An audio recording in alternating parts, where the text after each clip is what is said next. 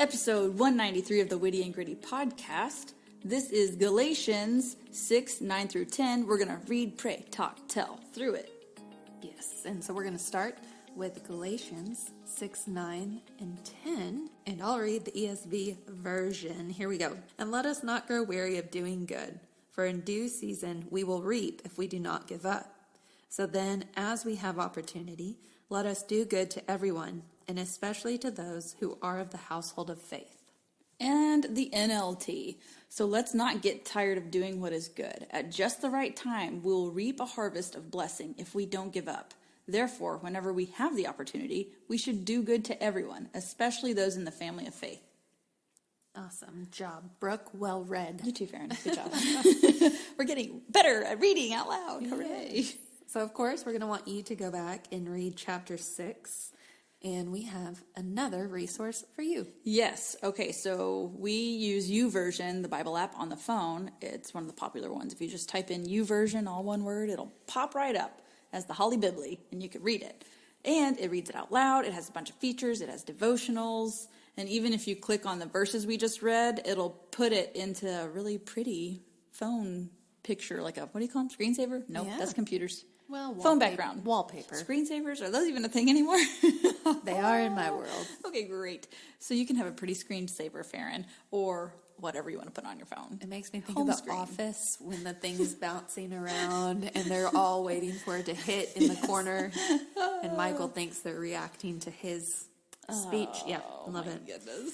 Okay, when you do go back and read chapter 6, I'm going to bring you back up to the first verse again. Wait, before, can I say something? Yes, please do. Okay, so now that you've walked through our Fave 5 after this episode, and you've done all your homework, you've read a whole book, your first book of the year maybe even. Look at you. Congratulations, you've read all of Galatians. And not just read it, you've actually done well with it. You've put intention to it. One of our preachers, we've had him on our podcast episode, Randy Wade, he recently said on his Facebook page that a lot of people want to just read through the Bible and not dive deep in it. So you're checking the box of reading through the Bible, but it's quantity, not quality.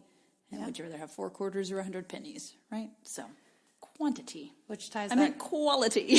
Shoot! I think I was talking, so you better say quality one more time. So you'd rather have quality reading. Exactly. And that ties back to some of the ideas we've talked about in Galatians, which is, the checklist, why are you doing it, your heart posture, faith versus works, right? You don't get extra credit in heaven just for saying you read the whole Bible. We want to be not just hearers of the word, but doers and take it to heart. Mm-hmm. Well, if you did do that, and you said the first book of the year, but guys, there was a time not too long ago that it would have been the first book I had read in my life. And that's just being honest. So if that's you, you're where I was not too long ago. So hang in there.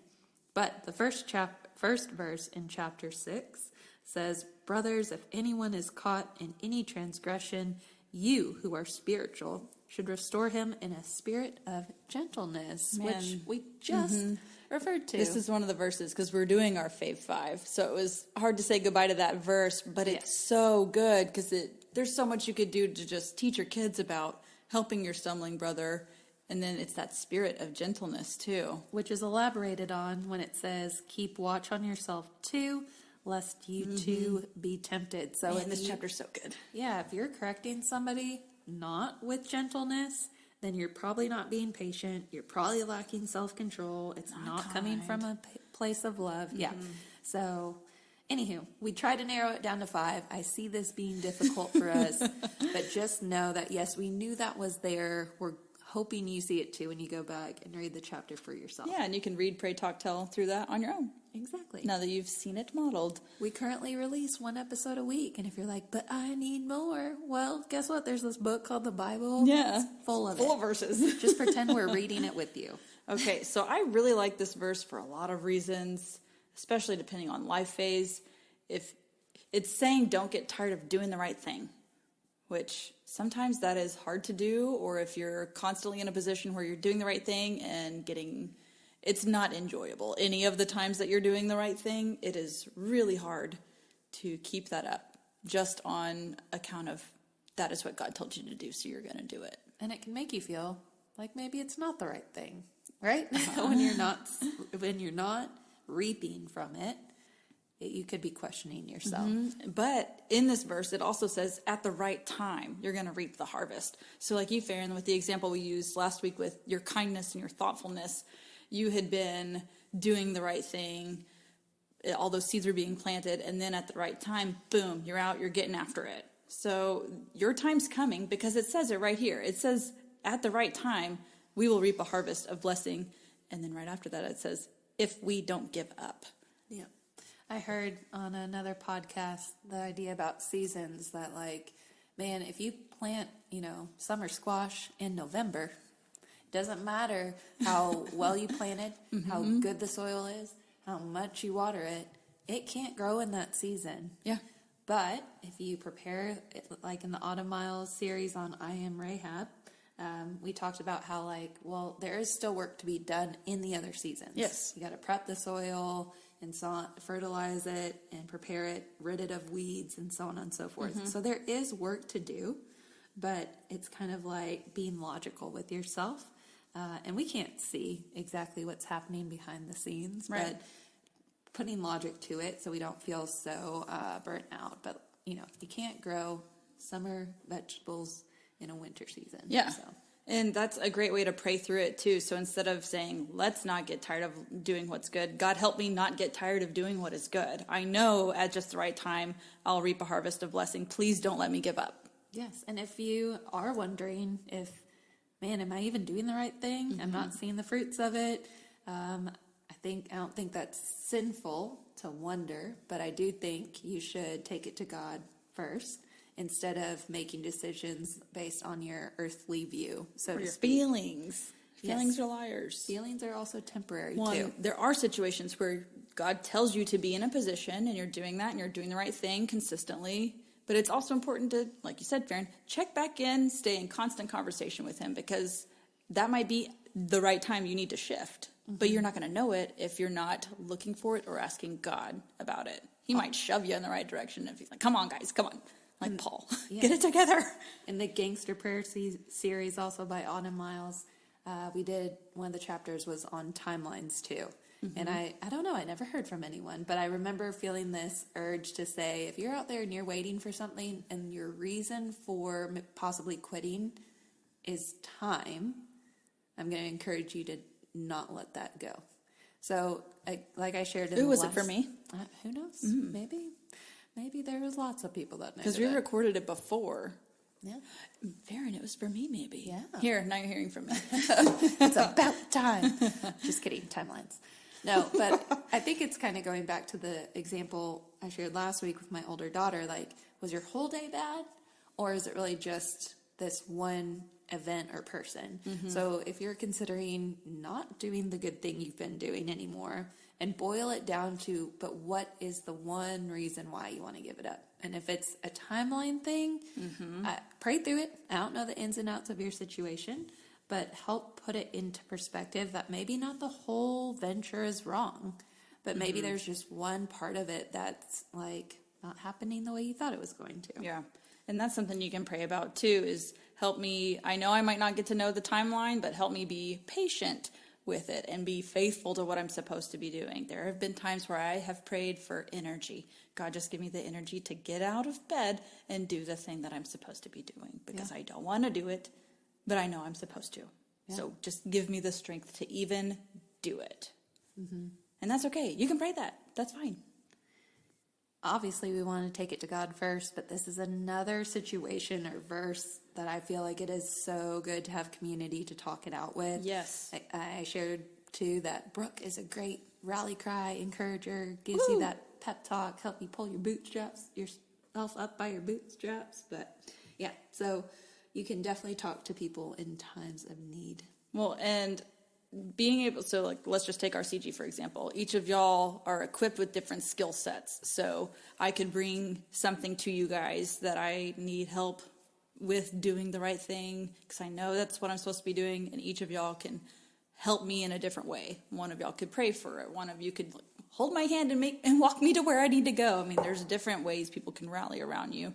And also if you've burnt out your spouse on the topic, that might be a thing, because I know I did that. So it was great to be able to go to my girlfriends and Faren to be like, hey, I can't say this one more time. Yeah. So here we are. And maybe you're not supposed to quit, but I like what you keep bringing up about energy. Like, you need to stick with it, but dang, it's hard. Yeah. It is hard. So, all who are burdened can come to Jesus and find rest in him. And so I want to challenge you too. Are you trying to find rest in other things? Ooh. I know for me, I have not taken a nap in a long time. Is there a law against napping? Not that I know of. But I'll tell you that I would take a nap, and I wouldn't necessarily, when you wake up too soon and you feel worse than before, or maybe I was putting off things I needed to do and validating it with a need for a nap, but then you wake up and you've lost more hours in your day, and now you have less time to get done the things you need to get done before you took the nap. Right. And so, anywho, what a conundrum. All that to say is, if you're tired, where are you attempting to find rest? Mm-hmm. And so maybe either pray, one, like you've said, for more energy, but better ways to get more efficient rest. Right. And don't forget verse 10 where it says, whenever we have the opportunity, we should do good to everyone, especially those in the family of faith. So the reverse of this, we're seeking our community for help, but also being able to help. Recently, our community rallied around someone who were struggling with just different things all at once, boom, boom, boom. And we were able to step up as a collective to do something for that family and bless that family. And that's being able to see the opportunity, have someone step up and be like, hey, let's do this. And everyone else is like, that's a great idea. I was thinking that too. Or me, I hadn't thought of that yet. So it was nice for someone to be like, hey, let's do this thing. Great. I'm totally on board with that. Exactly. And maybe you're not good at asking for help. Yeah. And so maybe you need to pray on being better about that too. And receiving it when someone comes to help you. Yeah. And that's fine. And those are things you pray about consistently. Mm-hmm. Absolutely. All right. Now, how are we going to turn around and teach this to others, our kids, our people we're leading? How are we going to teach someone to not get tired of doing what is good? So I'm just thinking of our kids. If they're doing the right thing on the soccer field and there is a team that is either breaking the rules or being ugly, you still do the right thing. Mm-hmm. How are we going to instill that into the kids and help them see the bigger picture there? And I think it's letting them, first of all, know that they are, in fact, doing the right thing. Yeah. We talked from an adult perspective of questioning, I'm not seeing any fruit. Is this even the thing I'm supposed to be doing? Yeah. So, one, speaking life into them first and foremost, you're doing the right thing. The sports example, my Brianna, my middle child, she is a pretty good defender, but sometimes the other team scores. Sometimes they have a wicked shot or terrible luck. She clears it, it bounces off the thigh of the other team and goes in the goal. And she's gotten so much better at not instantly falling apart and beating herself up. Mm-hmm. But it's taken intentionality and diligence and having also Brooke speak into her and not just me. Well, I think we could talk about that too. Yeah. There's been times where, we do this for each other. We've mentioned on the podcast before. Mm-hmm. You know how you're preaching to your kids, here's this stuff, and it does not click until their teacher says it, or a friend's parent says it, and they're like, oh, I get it. And you're like, I've been saying the same thing for years, but that's okay, because sometimes you just gotta know that it's gonna click. So there's the verse right there. Don't get tired of preaching to your kids, staying on them about it, because at the right time, it could be someone else saying it, it could be you again for the millionth time, it's gonna click. Just don't give up on that. Yeah. And my oldest daughter has an August birthday, so if you're in education, you know that sometimes those summer birthdays or birthdays right before the cutoff can sometimes make school challenging. Mm-hmm. And so I've seen it as, a grown educator, that since she was in pre-K, that about this time of year, this January-ish, the light bulb clicks. It's she kind of catches up processing-wise. 6 months will do a whole lot. And so I've started speaking this to her in such a way. And I knew I could because I knew she wasn't going to slack in the fall and say, well, my mom said that this light bulb goes off, and so I don't have to work till the spring. But it's funny because right before Christmas, she was talking about, I'm getting my work done faster, or this was really hard for me, but I learned this quicker than I learned the last concept. And That's so awesome. she's having that realization that if she will just keep with the work. My youngest is just learning the concept of practice. She thought in her little head, 4 years old, but man, she is verbal.